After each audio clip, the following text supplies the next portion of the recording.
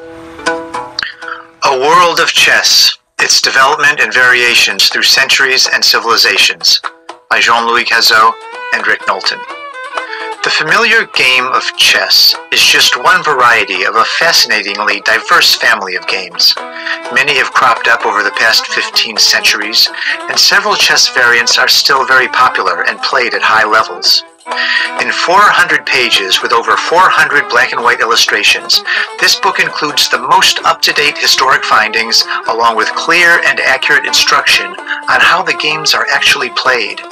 The book is in 7 parts, examining the Middle East, India through Southeast Asia, China, Japan, Europe, further chess inventions, and finally, the origin of chess itself. So beyond the familiar king, queen, bishop, knight, rook, and pawn, and their Persian Arabic forerunners, many other warriors, characters, animals, weapons, as well as Chinese and Japanese figures appear in this book's diverse chessboard diagrams and game instructions. The first section opens with the direct antecedent of our modern Western chess, the ancient game of Shatranj, as it was played and chronicled in the Arab world for about 1,000 years. Ancient manuscripts describe where the game was propagated, and a very clear rulebook-like section shows exactly how the ancient game was played. The classic Arab texts provide a wealth of studies and puzzles, and also show many chess variants, some expanded with added pieces, some in varying shapes and special configurations. Referring directly to the original source materials, the book translates these games with clear rules and diagrams for the modern player. Chessmen are depicted from the most abstract, lathe-turned forms to the most elaborate figurative carvings as shown in the Mongolian tradition, which is also described in detail along with its cultural variations. Part 2 looks at the complex course chess took as it traveled south into the Indian subcontinent and on into Southeast Asia. Thailand and Cambodia still maintain a unique chess culture with elaborate ceremonial matches and widespread popularity. After opening with the earliest known Indian game, Chaturanga, the book discusses the diversity of Indian chess found in more recent times. The famous and often misunderstood game of Chaturaji is then explained in historic context. This selection then opens in full with a slew of expanded Indian variants, some with simple new ideas in the moves of pieces, and some with strikingly complicated and novel piece moves, deviating far from any other known game. This line of chess heritage continues into Southeast Asia. Depicted on the walls of Angkor Wat, chess maintains an enduring legacy through Cambodia and Thailand. The game of Myanmar, with its forward pawns, finely carved pieces, and open starting arrangement, also falls into this lineage. Another so-called Cambodian chess is introduced to have some misconceptions untangled. And we also get some information on recent chess developments in the region. Everything is illustrated, analyzed, and referenced to the original source documents.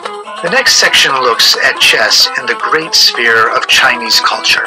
The game Xiangqi is said to be played by more people than any other board game in the world, even more than the standard international chess.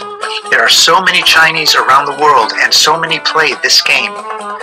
The book gives a friendly invitation to its readers to release any reservations they may have against learning a few Chinese ideograms and to try their hands at this logical and dynamic game. The context of Chinese cultural history is provided, along with further historic variants and reconstructions. Korea has its own chess, also very popular today. Derived from the same ancient sources as Chinese chess, the Korean rules are strikingly different. Probably never before presented in a Western publication, a huge ancient Korean variant is shown in terms of its original, sometimes ambiguous 18th century rulebook. A whole family of so-called capture the flag games spontaneously appeared all over the world throughout the 20th century. After a broad exposition of the many games of animals, warriors, trains, planes, spies, and explosives, the book delves into how the many games could have sprung from an original chess variant concept. Included here is a close look at the curious origins of Stratego. Japan has a lineage of chess evolution all its own. Shogi is still very popular with highly regarded champions. Its unique pentagonal tile-shaped pieces are fully explained, and once again, the reader is invited to take part in this unique facet of what chess can be. There are variants with special themes, including birds and beasts. In shogi games, both sides set up their pieces exactly the same, so only one side's initial array is necessary in these large variant diagrams. Unique to this section are a series of charts that help players view the many novel moves of the pieces at a glance. The details of these moves and other rules are explained in the text. Small variants are also introduced, and the largest variants with hundreds of pieces are described and translated, though giving a full instruction of these would require books of their own. Dedicated students of the enormous variants are directed to further resources on the internet. The history of the many Japanese games is given, with reference to key manuscripts. Some are presented here in translation for the first time. Finally, the chess lineage familiar to most of us makes its appearance. When chess entered Europe, it became rich in myth and allegory. Many interesting variants on the chess theme were explored before the game familiar to us took hold, which is now seemingly played by everybody. The book explores evidence of the early arrival and dissemination of the old-style game as it came into Europe from the Arab world, and its incorporation into the pervading European culture. The many variants are instructed in detail, with clear and updated charts. In the Middle Ages, chess took an interesting academic turn, becoming the basis for arithmomachi, a family of games using mathematical relationships to establish moves and captures. The famous game of career chess is presented, once again inviting the reader to give it a try, and the book expounds upon many more games before breaking into the modern European chess. The rules of this well-known game are given, of course, with a historic investigation and analysis of exactly how this game, among the many great variants of the world, became so well established and widespread. No sooner is the reader brought home into the modern era than we are presented with Part 6, the further evolutions of chess. Our attention is drawn to the history of major themes, beginning with the centuries-old idea of combining the move of the knight with that of the bishop, rook, or queen. Many comparative charts throughout the text are used to put the games into chronological perspective. For instance, the knighted pieces concept shown from the 17th century through modern times. Changes in warfare and geometry play a part in the new chess ideas, and once again, the book explores and explains each of these developments. The making and remaking of games for 3 or 4 players has a surprisingly rich history of dedicated societies and tournaments, and some varieties are played together at the highest levels of modern players.